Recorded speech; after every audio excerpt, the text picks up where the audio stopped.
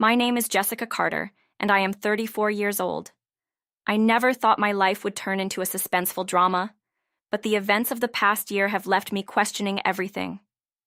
It all began when I met Ethan, the man who seemed to embody everything I had ever wanted in a partner. He was kind, attentive, and had a way of making me feel seen and understood, a rarity in my life. Ethan and I met through mutual friends at a small dinner gathering.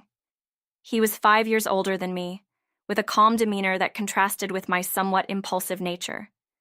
His thoughtful questions and genuine interest in my life made him stand out immediately. Despite my initial reservations, we began dating. Ethan's patience and understanding were a breath of fresh air, especially considering my history of living with a disability. A car accident during my college years had left me partially paralyzed, requiring the use of a wheelchair. It wasn't something I liked to dwell on, but Ethan never made me feel like it defined me. 6 months into our relationship, Ethan proposed. It was a quiet, heartfelt moment in the park where we had shared many conversations. I said yes, believing I had found a partner who would stand by me through thick and thin. We moved into my apartment, a spacious, wheelchair-accessible home I had modified to suit my needs. Ethan seemed impressed by how well-equipped the place was, and I felt hopeful about our future together. At first, our married life was peaceful. I managed the household, working remotely and handling most of the chores. Ethan, who worked part-time as a freelance consultant, appeared supportive. But as the months went by, subtle changes began to surface. Ethan's once encouraging demeanor shifted to indifference. He started spending more time out of the house, coming home late without any explanation. When I asked for help with chores on days when my health was particularly challenging, he brushed me off, saying he was too tired. I tried to rationalize his behavior, convincing myself that marriage was an adjustment for both of us. But the turning point came one evening when Ethan casually mentioned that his parents were considering moving in with us. He said it as if it were already decided. "They're getting older," he explained. "It'll be easier for them here, especially with all the modifications you've made to the house." I was stunned. Our apartment was comfortable for 2, but would feel cramped with 4 people. Moreover, his parents had their own home and were in good health. "Why do they need to move in?" I asked, trying to keep my voice steady. "Don't be selfish, Jessica," Ethan snapped. "This is for the family." The way he dismissed my concerns stung. For the first time, I started to see cracks in the foundation of our relationship. Ethan's insistence on moving his parents into our home felt less like a request and more like a demand. A week later, his parents arrived for a visit. The visit stretched on, and it became clear that they had no intention of leaving. I tried to adapt, but tensions grew as his parents began treating the house as their own. They criticized the way I managed things, often rearranging furniture and appliances without consulting me. One afternoon, Ethan's mother suggested that I consider moving to a care facility. "It might be better for you," she said with a smile that didn't reach her eyes. "They'll take care of all your needs." I felt the ground shift beneath me. Was this their plan all along? To take over my home and push me out of the picture? Ethan's lack of support confirmed my fears. When I confronted him, he shrugged. "Maybe it's not such a bad idea. You'd have all the help you need." Anger and betrayal coursed through me. The man I had trusted to be my partner was now conspiring against me. But instead of breaking down, I decided to act. That night, I began making phone calls, reaching out to a real estate agent and a moving company. If they wanted to play dirty, I could too. The next morning, while Ethan and his parents were out, I started packing. I contacted the landlord to inform them of my decision to terminate the lease and arranged for the furniture and appliances to be sold or donated. By the time Ethan returned, the apartment was nearly empty. "What the hell is going on?" he demanded, staring at the barren living room.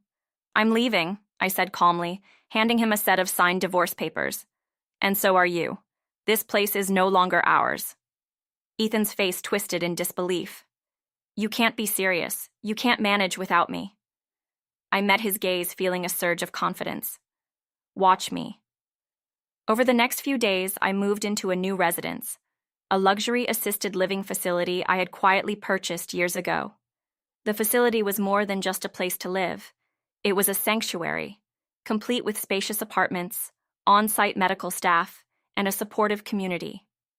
It was a stark contrast to the bleak picture Ethan and his parents had painted. Ethan, however, wasn't ready to let go. He showed up unannounced one afternoon, looking disheveled and desperate. "Jessica, let's talk. We can work this out." I crossed my arms, unimpressed. "There's nothing to work out. We're divorced." "But where am I supposed to go?" he pleaded. "My parents' house is being repossessed. We have nowhere else." His words confirmed what I had suspected. His family's financial troubles were the real reason behind their scheme. They had seen me as a solution to their problems, not as a person. "That's not my concern," I replied firmly. "You made your choices. Now you have to live with them."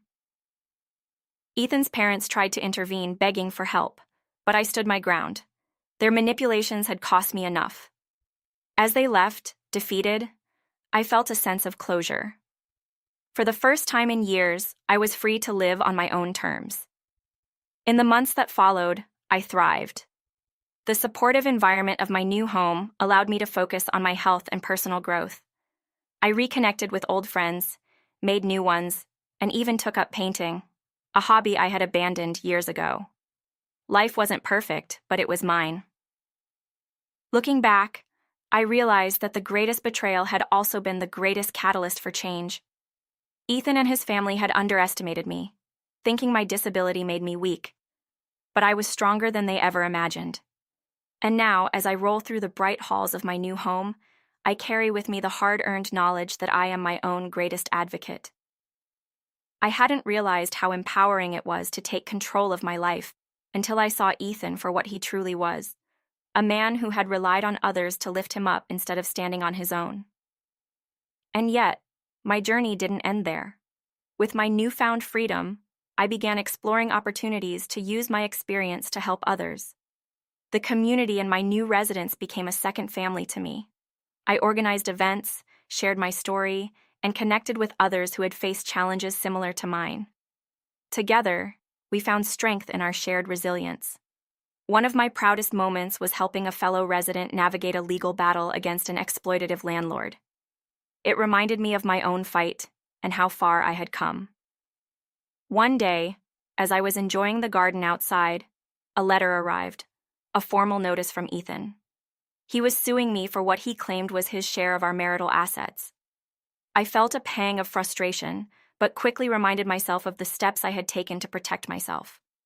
With my documentation in order and a supportive legal team at my side, I knew I had nothing to fear. The court proceedings were brief. Ethan's case was dismissed and he was ordered to pay court fees. It was a satisfying conclusion to an exhausting chapter of my life.